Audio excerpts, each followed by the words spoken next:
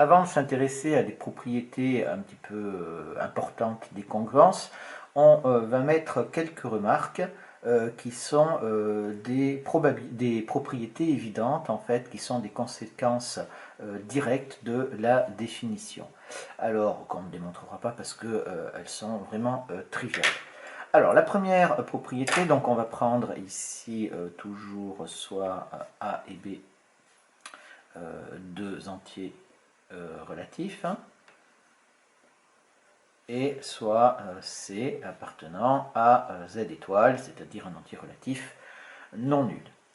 Alors, la première propriété que l'on peut avoir, qui va être absolument évidente ici, ça va être tout simplement que, bien sûr, on a A qui est congru à lui-même modulo C. D'accord, ça c'est quelque chose qui est évident, puisque si on fait la soustraction, A moins A ça fait 0, 0 est un multiple de C, donc c'est bien évident. La deuxième chose qui est également triviale, mais je le précise parce que des fois ça peut être une question que vous pouvez vous poser, c'est que si je prends A qui est congru à B modulo C, ça c'est équivalent à dire que B est congru à A modulo C. Modulo C ici avec des crochets ici. Bon, voilà.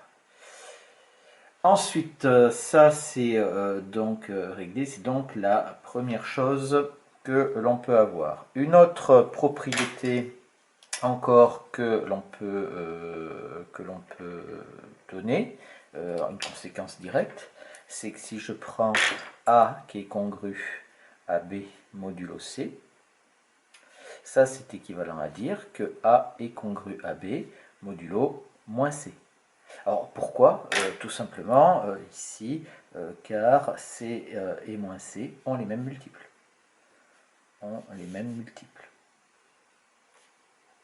Donc, si vous faites la différence de B moins A, ben B moins A, si c'est un multiple de C, alors ce sera un multiple de moins C également.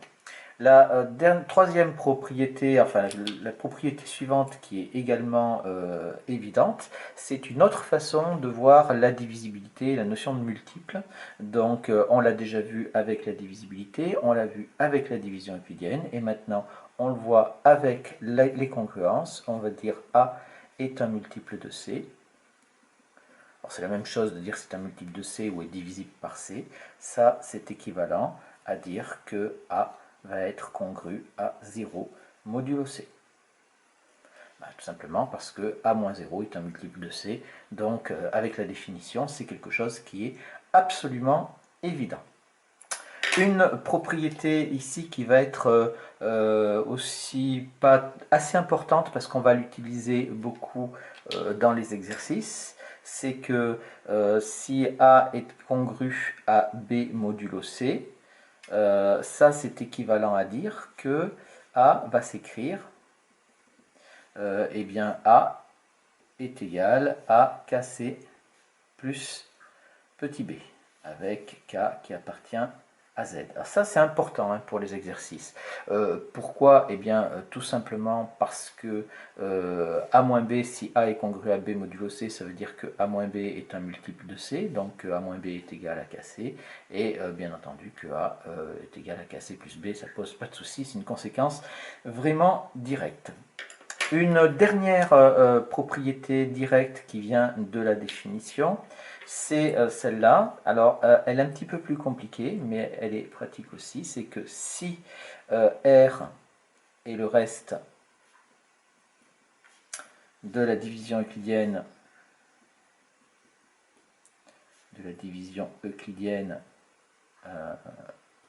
de A par B, de A par C, pardon,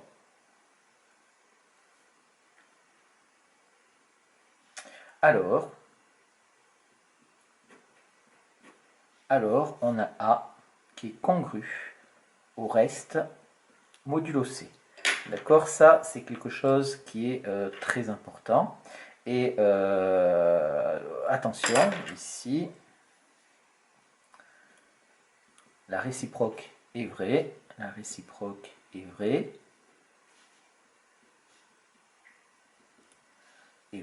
uniquement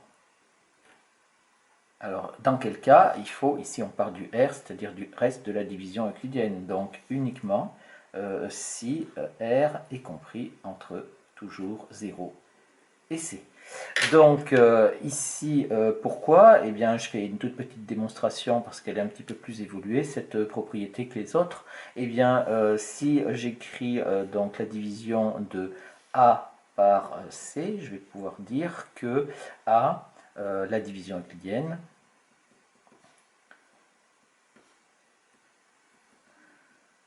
s'écrit tout simplement A est égal, alors je ne vais pas prendre B parce que c'est pris dans la propriété, donc je vais prendre égal à KC plus R, avec R qui est compris entre 0 et C. Et je fais toujours ici toutes les démonstrations dans le cas où C est positif. Hein. Je ferai un petit complément dans le cas où C est négatif. Ce qui est équivalent à dire que alors j'ai dit que A moins R est égal à KC, et donc on a bien ce qui est équivalent à dire que A est congru à R modulo C. Donc ici, puisque je fais la différence, j'obtiens un multiple de C, donc ça pose pas de souci. Pour la réciproque, eh bien pour la réciproque, alors je vais marquer ici un contre-exemple pour la réciproque.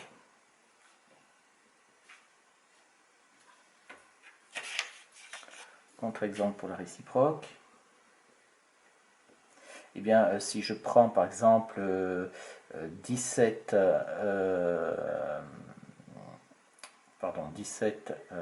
est congru à 27 modulo 5, d'accord, tout simplement car 27 moins 17 est égal à 10, c'est-à-dire est égal à 2 fois 5, donc là il n'y a pas de souci, mais c'est 17, mais 17 n'est pas le reste, de la division euclidienne.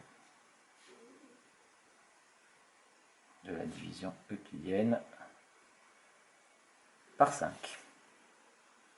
D'accord, et 27 non plus d'ailleurs. Donc voilà, ça c'est donc les petites propriétés qui sont absolument évidentes, mais qui ont quand même leur importance, parce qu'on peut les rencontrer dans les exercices. Vous noterez que j'ai la mauvaise habitude de noter avec des parenthèses, parce que les notations ont changé de mon temps. Ça se notait avec des parenthèses, maintenant c'est avec des couchés. C'est comme ça. On passe maintenant ici à des propriétés un petit peu plus importantes. Alors, la propriété 1, qui est une véritable propriété et pas une conséquence directe de la définition. Propriété 1, elle a un nom, c'est la propriété de transitivité. On l'avait déjà rencontré quand on avait fait la divisibilité, hein, donc ça va être si similaire. Pourquoi? Parce que c'est la même notion, et donc on retrouve à peu près les mêmes propriétés. Donc, je vais prendre soit deux entiers A et A', trois entiers A', A' et A seconde, des entiers relatifs,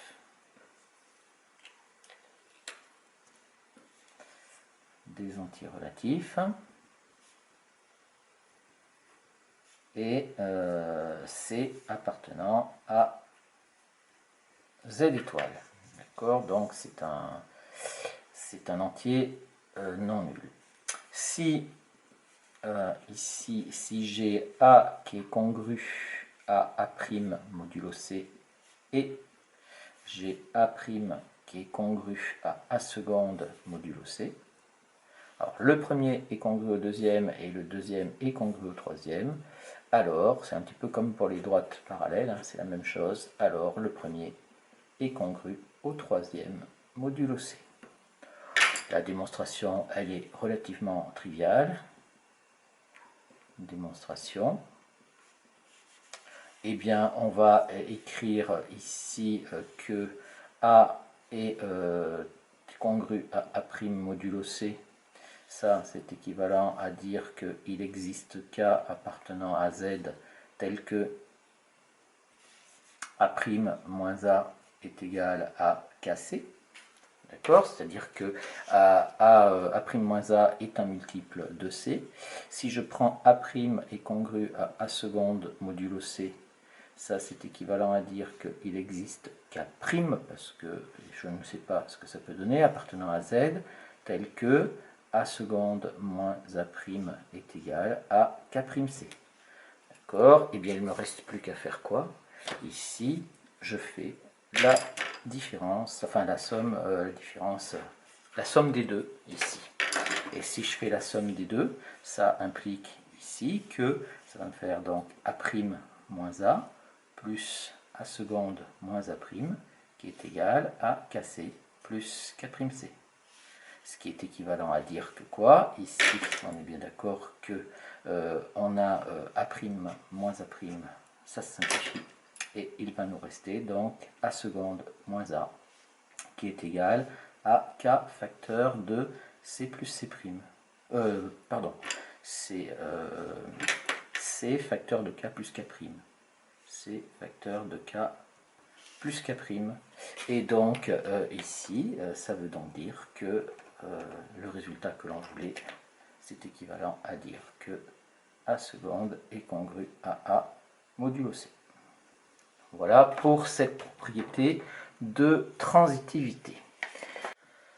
La deuxième propriété que nous allons voir et qui est importante cette fois-ci au-delà de la transitivité, c'est les congruences et opérations, puisqu'il faut savoir ce qui va se passer lorsqu'on va manipuler les congruences et avec les 4 opérations que l'on peut rencontrer. Et on va se rendre compte que ça ne marche pas toujours. Donc on va prendre, il nous faut beaucoup d'entiers, donc on va prendre soit A, B, A', B', K et C, des entiers relatifs,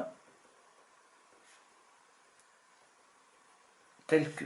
Alors, tel que, on a pas mal de conditions ici, donc je prends ici ces différentes zéros, puisque on va faire les congruences modulo C, que j'ai aussi A qui est congru à B modulo C, et A' est congru à B' modulo C. D'accord? Donc j'ai ici A et B qui sont congrus, et A' et B' qui sont congrus. K est un entier relatif quelconque. Alors, on va avoir première chose. La première chose ici, c'est que si je prends A plus K, eh bien, va être congru à B plus K, ici modulo C. C'est-à-dire que j'ai ma relation de congruence entre A et B, et si je rajoute le même entier relatif de chaque côté à A et à B, alors je vais conserver ma congruence modulo C. Et la deuxième aussi, c'est que si je prends ici, vous voyez, j'ai A qui est congru à B modulo C et A' qui est congru à B' modulo C. Alors, c'est pas pour rien qu'on a pris un symbole qui ressemble au signe égal, mais qu'on a mis une troisième barre pour faire la relation de congruence, qui est une relation d'équivalence. Et si on peut ajouter nombre à membre des égalités, ben, on va faire exactement la même chose avec les congruences, c'est-à-dire je vais pouvoir dire que A plus A' est congru à B plus B' modulo C. Ici, ces deux propriétés-là, si on prend ces deux propriétés, eh bien là, on dit que l'addition est compatible avec les congruences. Est compatible avec les congruences. C'est-à-dire qu'il n'y a pas de problème, on peut additionner un entier sans aucun problème, et on peut additionner membre à membre les congruences, il n'y a pas de souci non plus. La deuxième propriété que l'on va utiliser, eh bien, ça va être avec la multiplication cette fois-ci. Donc, si j'ai ici, donc j'ai multiplié par k, donc je vais avoir exactement la même chose, je vais dire donc que Ka va être congru à Kb modulo C, puisque j'ai A qui est congru à B modulo C, donc si je multiplie par un entier relatif de chaque côté, eh bien je conserve la congruence. Et si je multiplie ici, pareil, j'ai A qui est congru à B et A' qui est congru à B', eh bien je vais pouvoir dire que AA' va être congru à BB' modulo C. Donc voilà ici, ça va marcher ici. Là, on va dire que la multiplication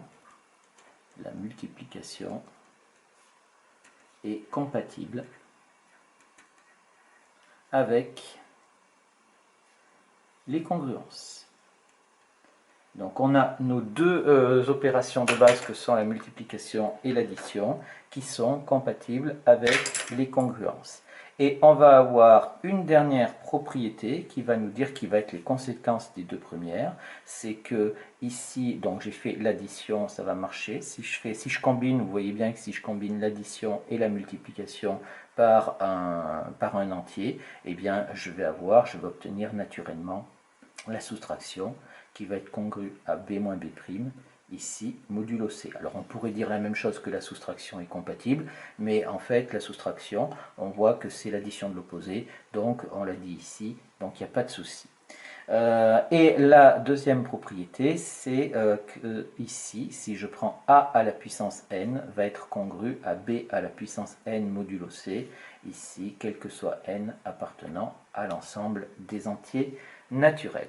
Voilà donc cette grande propriété sur les opérations avec les congruences qu'il va nous falloir démontrer, parce que c'est les propriétés que l'on va utiliser pratiquement tout le temps dans les exercices. Alors, la démonstration de ces propriétés n'est pas particulièrement compliquée. On y va. Pour la première propriété, donc on veut démontrer que A plus K est congru à B plus K modulo K. Donc qu'est-ce qu'on fait? On fait donc la première moins la deuxième. Donc je fais A plus K ici moins B plus K. Je calcule ça, ça nous fait donc est égal à A plus K, j'enlève les parenthèses, moins B moins K. On est d'accord que ici on a une simplification et il nous reste A moins B. Ici, attention, comme on sait que A est congru à B modulo C, on peut dire or A moins B est un multiple de C car A est congru à B modulo C. Donc, on a bien B plus K, alors A plus K qui est congru à B plus K modulo C. Voilà, puisque j'ai montré que la différence des deux était un multiple de C. Ça, c'est donc le premier volet de la première propriété. Le deuxième volet ici, qu'est-ce que je veux montrer? Je veux montrer que A plus A' est congru à B plus B', donc c'est pareil, je fais la soustraction. Donc je vais dire A plus A' moins B plus B'. Je calcule ça, ça nous fait donc A plus A' moins B B'. Je réorganise de façon à ce que ça m'arrange, je vais dire que c'est A moins B ici plus A' moins B. Moins B', pardon. Et là, je vais pouvoir dire que ici, ben, je sais que ça c'est un multiple de A, donc ici c'est égal, or, je vais pouvoir dire or que A est congru à B modulo C, donc ça c'est équivalent à dire qu'il existe Q appartenant à Z, tel que A est égal à QC plus B. C'est pareil, si je prends A' est congru à B' modulo C, ça c'est équivalent à dire qu'il existe Q' appartenant à Z, tel que A' est égal à Q'C plus B'. Donc, si je fais cette chose-là, je vais pouvoir dire que, donc si je reprends mon calcul, ça me fait A plus A', je vais marquer donc ici A plus A' moins B plus B' va être égal donc à A moins B. Donc là, ici, je peux remarquer cette chose-là. Ça, c'est A moins B est égal à QC. Et ici, A' moins B' est égal à Q'C. D'accord? Donc ça nous fait A plus A' plus A' plus B moins B plus B' est égal à A moins B, c'est-à-dire QC. plus A' moins B', c'est-à-dire Q'C. Et c'est donc égal à C, facteur de Q plus Q'. Et j'ai donc un multiple de C, donc j'ai bien A plus A' qui est congru à B plus B' modulo C, parce que j'ai bien montré que la différence entre les deux était un multiple de C. Pas de souci pour cette première propriété. On va passer à la deuxième. Deuxième propriété, ça c'était donc pour l'addition. Maintenant, nous passons à la multiplication. Pour la multiplication, on va avoir exactement la même chose pour la première partie. La première partie, ici, je vais dire que K est congru à KB. Je vais montrer que K est congru à KB, donc je fais la différence. Donc, si je fais KA moins KB, ça nous fait est égal à K facteur de A moins B. Alors, je ne refais pas tous les détails de la démonstration. Hein, ça nous fait A moins B, on a dit que c'était égal ici à QC. Ça fait K fois QC. Donc, c'est égal à K fois Q, ici fois C. Avec ici, ça appartient à Z, donc c'est un multiple de C. Ça, donc, KA est congru à KB modulo C. Voilà pour cette première partie. Pour la deuxième partie, ça va être légèrement plus compliqué, c'est-à-dire que on veut montrer que AA' est congru à BB' modulo C. Et pour ça, je vais utiliser ce qu'on a vu ici, c'est-à-dire je vais prendre A égale à QC plus B et A' égale Q'C plus B'. Donc je prends A est égal à QC plus B et A' est égal à Q'C plus B', et je vais calculer AA'. A' c'est donc égal à QC plus B facteur de Q'C plus B'. J'effectue la double distributivité, ça me fait donc Q'C au carré. Ensuite, ça me fait plus B'Qc, plus ici BQ'C, plus BB'. D'accord? Et ça me fait donc, c'est équivalent à dire que AA' est égal, eh bien, je vais avoir ici plus BB', et je vais mettre ici C en facteur, donc je vais mettre C ici, et je vais mettre un facteur ici, donc là il va me rester Q'C, ici il va me rester plus B'Q, et ici plus BQ'. D'accord? Et donc c'est équivalent à dire que AA' moins BB' est égal à eh bien, tout ce qu'on a là, c'est-à-dire Q'C plus B'Q plus BQ' fois C. Et donc j'ai bien un multiple de C, d'où le résultat. D'où la congruence.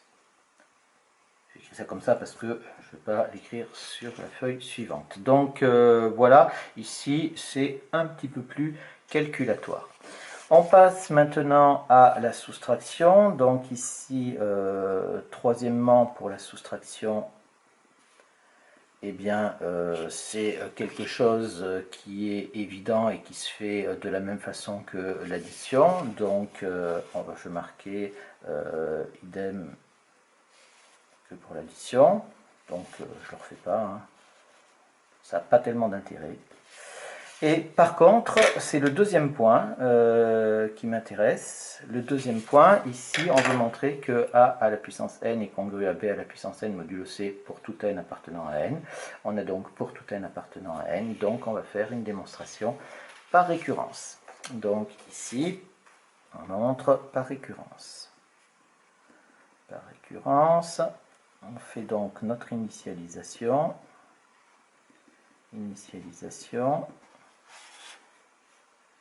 Ici au premier rang, et on a n égale à 0. Alors je prends A à la puissance 0 qui est égal à 1 et B à la puissance 0 qui est égal à 1 aussi. Donc deux nombres ils sont égaux, on a donc A à la puissance 0 est congru à B à la puissance 0 modulo C, ou modulo n'importe quoi d'ailleurs, ça marchera tout le temps. La propriété est vraie. La propriété est vraie au premier rang.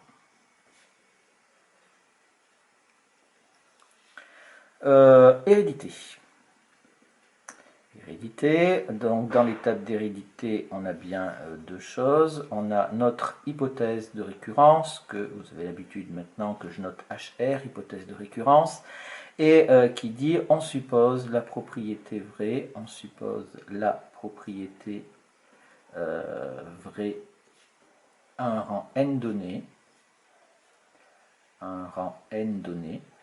attention, hein, c'est un rang n qui est fixé, c'est-à-dire que A à la puissance n est congru à B à la puissance n modulo C.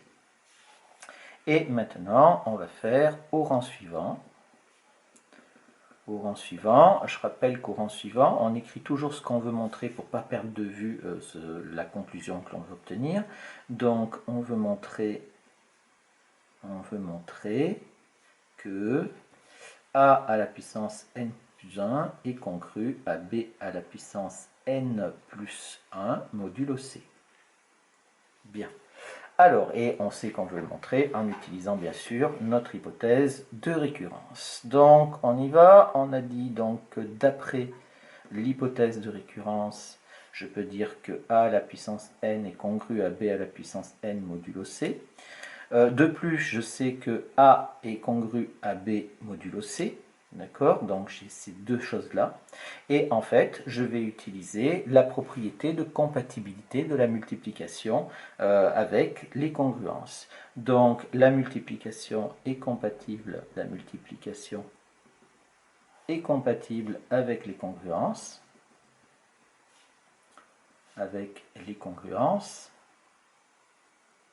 Donc, je vais pouvoir dire que A à la puissance n multiplié par A est congru à B à la puissance n multiplié par B modulo C. Et ma propriété, ma démonstration par récurrence est terminée, puisque ça c'est équivalent à dire que A à la puissance n plus 1 est congru à B à la puissance n plus 1 modulo C. Donc la propriété est héréditaire.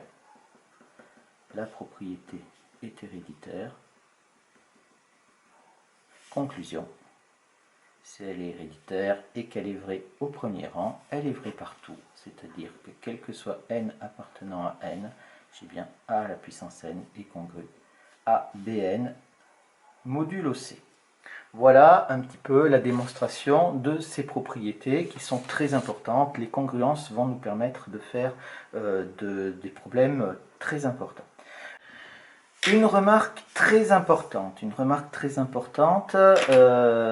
ici, attention. Attention, les congruences, la division n'est pas compatible,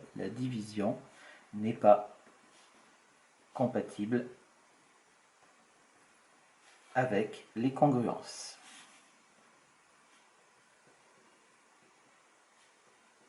Ça, c'est très très important parce que souvent, vous avez tendance à vouloir dire que toutes les opérations peuvent marcher avec les congruences. Ce n'est pas le cas.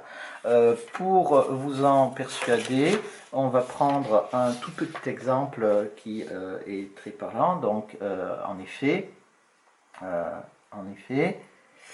si je prends 6, eh bien 6, on est d'accord que c'est congru à 8 modulo 2.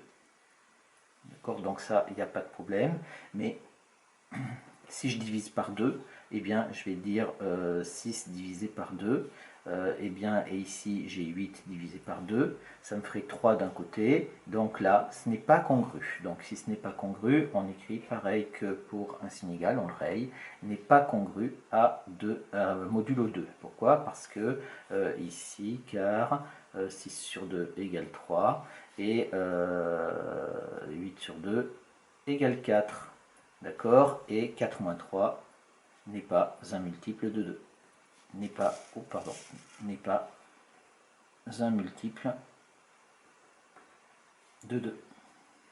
D'accord? Donc je reprends parce que la feuille était un peu plus bas. Donc 6 est congruent à 8. Si je divise par 2, j'obtiens 3 et 4. Et si je fais la différence, eh bien, j'obtiens pas un multiple de 2, donc je n'ai pas la congruence. Donc faites attention, jamais de congruence avec, jamais de division avec les congruences. Jamais de division avec les congruences. Donc il faudra se débrouiller autrement pour travailler avec les congruences et la division. En fait, il faudra revenir à la propriété que l'on avait, une des propriétés de départ, c'est-à-dire à cette propriété-là. C'est-à-dire que ici, quand on a une congruence, si on veut faire une division, on repasse sur quelque chose de calculatoire. Une dernière chose ici qui va être une remarque. Donc ça nous fait un grand 5, grand 6, un grand 5 ici. Complément. Un complément sur la division euclidienne.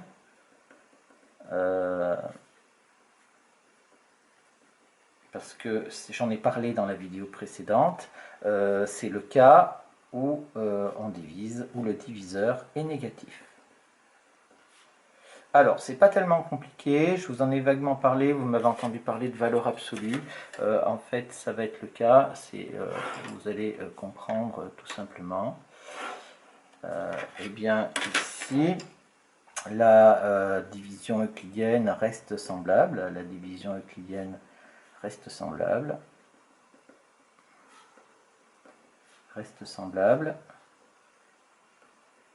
Mais on doit avoir